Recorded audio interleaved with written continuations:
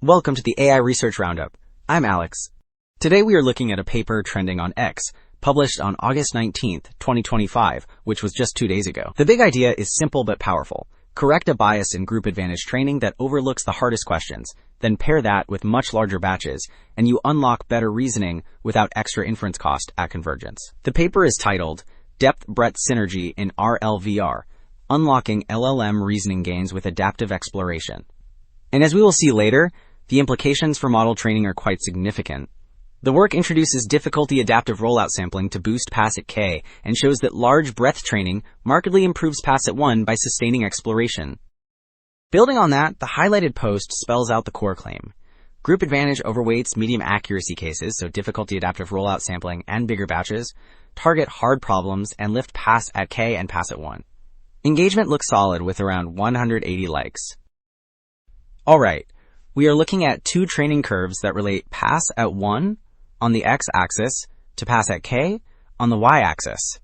This figure shows that difficulty adaptive rollout sampling lifts pass at k at comparable pass at 1, while breadth scaling shifts the curves right, which raises pass at 1. Building on that, the combined approach sits on the top right envelope, so it improves both metrics together. You can see the left panel for pass at 32 and the right panel for pass at 128. Now we are looking at a two-panel figure that plots cumulative advantage versus accuracy, which proxies difficulty because low accuracy means harder problems. The curves peak at medium accuracy, then drop near 0 and near 1, so hard items on the left get underweighted. You can see three group sizes, where larger groups amplify the peak and deepen the underestimation at the low accuracy end. Together, these shapes explain why naive sampling misses depth and caps pass at K. Next, we are looking at a schematic that lays out the two-phase pipeline and the breadth change. The left block shows pre-rollouts from the policy model, which estimate per question difficulty so the system knows where to invest more samples. The middle panel illustrates rebalancing, where equal treatment and hardness-weighted schedules add extra trajectories to hard items. On the right, you can see the optimization switch from mini-batch updates to full batch across multiple epochs, which increases breadth and sustains exploration. Now we are looking at the main results table, which compares 5 training setups across 2 Q and math models on 6 benchmarks, plus overall pass at 1 and pass at 128. You can see breadth naive generally lifts pass at 1, while difficulty adaptive rollout sampling boosts pass at 128.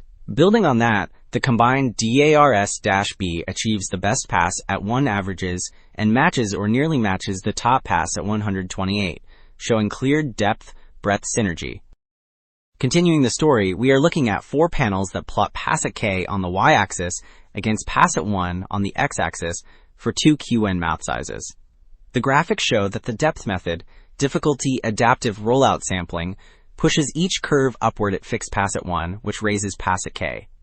The breadth setting shifts the curves right by improving pass at 1, though it may sag in pass at K. The combined depth plus breadth line traces the outer envelope, so it achieves higher pass at 1 and higher pass at K together. Wrapping up, 2 takeaways stand out.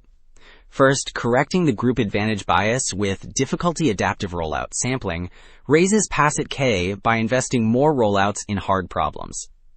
Second, scaling breadth with large full batch updates lifts pass at 1 by sustaining exploration. Pass at K means success with multiple samples. Thanks for listening. I am Alex, signing off.